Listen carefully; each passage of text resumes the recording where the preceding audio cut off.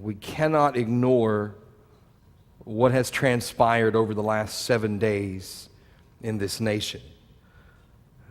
This morning we have the names of Brent Thompson, Lauren Aarons, Patrick Zamaripa, Michael Smith, and Michael Kroll.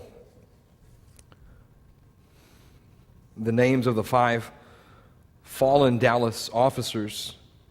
And we remember their service this morning, and we want to be sure and grieve with their families.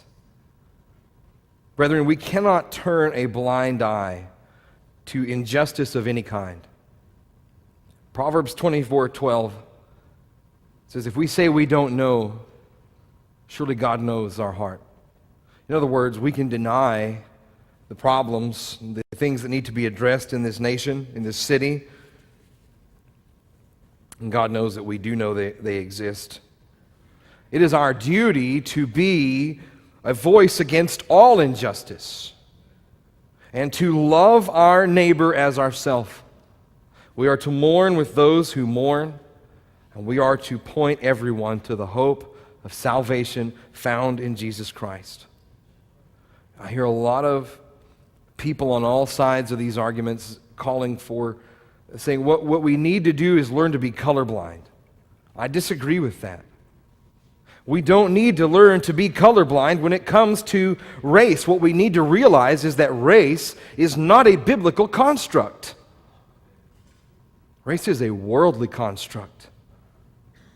God created one race, the human one. We are His creation, and we need to realize that God created the shades of our skin. We must learn to celebrate diversity, God's diversity, and stop seeing skin tone as a means of valuation of human life.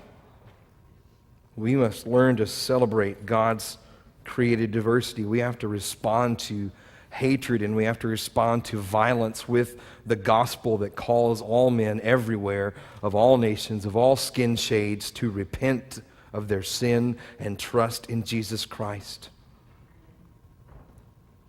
5 officers lost their lives protecting those who were there, in large part to protest against them. A picture of self-sacrifice. But no matter how you slice it this morning, there are 8 families who in the last 5 to 7 days have been devastated by death. They grieve this morning regardless of the circumstances of each one of those deaths. 8 lives have ended, and we have a responsibility and obligation as the church to point those families to Christ and His comfort. Now is the time for the church to repent and return to our first love.